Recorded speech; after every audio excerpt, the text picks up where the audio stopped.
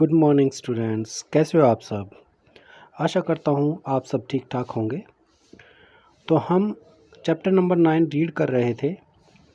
उसमें आगे टॉपिक देखिए, balanced and unbalanced forces. Figure 9.3 shows a wooden block on A horizontal table. तो figure 9.3 में आपको एक वुडन ब्लॉक, एक लकड़ी का टुकड़ा दिखाई दे रहा है जो एक टेबल पे रखा है। Two strings X and Y are tied to the two opposite faces of the block as shown. दो धागे X एंड Y बांधे हुए हैं अपोजिट फेसेस पे इस ब्लॉक के, जैसा कि दिखाई दे रहा है फिगर के अंदर। If we apply a force by pulling the string X, अगर हम X को खींचते हैं, the block begins to move to the right. तो अगर ब्लॉक X को खींचेंगे हम तो राइट साइड में जो ये ब्लॉक है ये मूव करना शुरू कर देगा। Similarly if we pull the string Y, अगर हम Y धागे को खींचते हैं तो ब्लॉक जो है लेफ़्ट की तरफ मूव करना शुरू कर देता है। But if the block is pulled from both the sides with equal forces, अगर हम इस ब्लॉक को दोनों साइड से खींचते हैं इन धागों की मदद से तो क्या होगा, the block will not move, तो ये ब्लॉक मूव नहीं करेगा। Such forces are called balanced forces, इस तरह की फोर्सेस को बैलेंस्ड फोर्सेस कहा जाता है। And do not change the state of rest और of motion of the object, तो ये फोर्सेस जो होती हैं ये ऑब्जेक्ट की स्टेट को चेंज नहीं करती। अगर ऑब्जेक्ट रेस्ट में है तो रेस्ट में रहेगा और अगर मोशन में है तो मोशन में रहेगा। तो बैलेंस्ड फोर्स ऑब्जेक्ट की स्टेट को चेंज नहीं करती। Now let us consider a situation in which two opposite forces of different magnitude pull the block. अगर ये दोनों फोर्सेस जो हमने लगाई एक्स और वाई स्ट्रिंग को पकड़कर, अगर ये बराबर ना हो तो क्या होगा। In this case the block would begin to move in the direction of the greater force, तो ये ब्लॉक जिस तरफ ज़्यादा फोर्स होगा उस तरफ मूव करना शुरू कर देगा। Thus the two forces are not balanced and the unbalanced force act in the direction of block moves. तो इस तरह से हम कह सकते हैं कि ये दोनों फोर्सेस बैलेंस्ड नहीं हैं। तो इन दोनों फोर्सेस का जो नेट रिज़ल्ट आता है, नेट अनबैलेंस्ड फोर्स आती है, वो ब्लॉक को मूव करती है, उस डायरेक्शन में ब्लॉक मूव करना शुरू कर देता है। This suggest that N unbalanced force acting on the object bring it in motion. तो यहाँ से हमें ये क्लियर होता है कि किसी भी ऑब्जेक्ट को मोशन में लाने के लिए हमें अनबैलेंस्ड फोर्स अप्लाई करनी पड़ती है। What happen when some children try to push a box in a rough floor, अगर कोई बॉक्स है उसको रफ फ्लोर पे कुछ चिल्ड्रन पुश करना चाहते हैं। If they push the box with a small force, अगर वो बहुत स्मॉल फोर्स लगाते हैं इस बॉक्स के ऊपर, the box does not move because of friction, क्योंकि यहाँ पे फ्रिक्शन काम करेगा। फ्रिक्शन के बारे में हम पहले ही पढ़ चुके हैं। फ्रिक्शन एक अपोजिंग फोर्स होता है जो ऑब्जेक्ट के मोशन को रोकता है।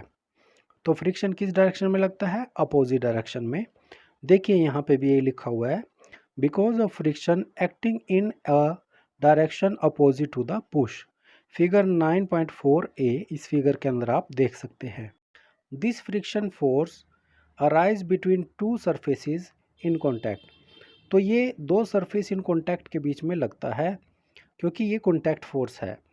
इन this case between the bottom of the box and the floors rough surface, तो यहाँ पे फोर्स ऑफ फ्रिक्शन कहाँ पे लगा हुआ है, बॉक्स के नीचे की तरफ और फ्लोर के रफ सरफेस के ऊपर। तो बॉक्स और जो फ्लोर है हमारा फर्श है, उन दोनों के बीच में ये फ्रिक्शन फोर्स लगा हुआ है। It balances the pushing force and therefore the box does not move.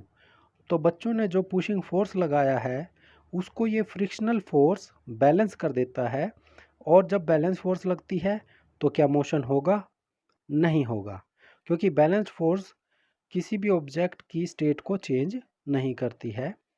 In figure 9.4b the children push the box harder. Figure 9.4b के अंदर देखिए, जो बच्चे हैं वो इस बॉक्स को थोड़ा और जोर लगा के पुश करते हैं। But the box still does not move, लेकिन ये बॉक्स फिर भी मूव नहीं करता। This is because the friction force still balances the pushing force. अभी भी फ्रिक्शन फोर्स ने पुशिंग फोर्स को बैलेंस कर लिया है। If the children push the box harder still the pushing force become bigger than the friction force. अगर बच्चे और जोर लगाकर इसको पुश करें जिससे कि इनका पुशिंग फोर्स फ्रिक्शन फोर्स से ज़्यादा हो जाए तो क्या होगा? तो बॉक्स मूव करना शुरू कर देगा। There is an unbalanced force, और ये फोर्सेस क्या हो जाएंगी? अनबैलेंस। उनका जो पुशिंग फोर्स है वो फ्रिक्शन फोर्स से ज़्यादा हो जाएगा जिससे कि ये बॉक्स मूव करना शुरू कर देगा। So the box start moving. What happens when we ride a bicycle? क्या होता है जब हम बाइसिकल चलाते हैं? व्हेन वी स्टॉप पैडलिंग, अगर हम पैडल मारना बंद कर देते हैं, the bicycle begins to slow down, तो बाइसिकल स्लो होना शुरू हो जाती है। This is again because of the friction force acting opposite to the direction of motion. यह फ्रिक्शन फोर्स की वजह से होता है क्योंकि वो अपोज करती है मोशन का। In order to keep the bicycle moving, अगर हम चाहते हैं कि बाइसिकल मूव करती रहे, we have to start pedalling again, तो हमें पैडल मारना शुरू करना पड़ेगा। It thus appears that an object maintains its motion under the continuous application of an unbalanced force। तो यहाँ से ये बात भी क्लियर हो जाती है कि अनबैलेंस्ड फोर्स लगातार बना के रखना पड़ता है अगर हमें किसी ऑब्जेक्ट को लगातार चलाना है, मोशन में रखना है, तो हमें कंटिन्यूसली अनबैलेंस्ड फोर्स अप्लाई करके रखना पड़ेगा। However it is quite incorrect. An object moves with a uniform velocity when the force acting on the object are balanced and there is no net external force on it। लेकिन अगर एक object uniform velocity से चल रहा है तो unbalanced force लगाने की ज़रूरत नहीं होती, हमें एक बैलेंस्ड फोर्स लगाना पड़ता है ताकि ऑब्जेक्ट यूनिफॉर्म वेलोसिटी से चलता रहे। If N unbalanced force is applied on the object, अगर इस तरह के ऑब्जेक्ट पे अनबैलेंस्ड फोर्स लगाया जाएगा, there will be a change either in its speed और in the direction of its motion. तो अगर हम अनबैलेंस्ड फोर्स लगाएंगे या तो उसकी स्पीड चेंज हो जाएगी और या डायरेक्शन ऑफ मोशन चेंज हो जाएगी। To accelerate the motion of an object an unbalanced force is required. तो एक्सेलरेट करने के लिए हमें अनबैलेंस्ड फोर्स की ज़रूरत होती है। एक्सेलरेट का मतलब क्या है? वेलोसिटी को बढ़ाना। तो अगर हमें वेलोसिटी को बढ़ाना है या घटाना है, मतलब वेलोसिटी के अंदर चेंज करना है, चेंज इन वेलोसिटी होता है एक्सेलरेशन। तो अगर हमें चेंज करना है तो हमें अनबैलेंस्ड फोर्स अप्लाई करना पड़ेगा and the change in its speed would continue as long as this unbalanced force is applied. और उसकी स्पीड में तब तक चेंज होता रहेगा जब तक अनबैलेंस्ड फोर्स अप्लाई करते रहेंगे।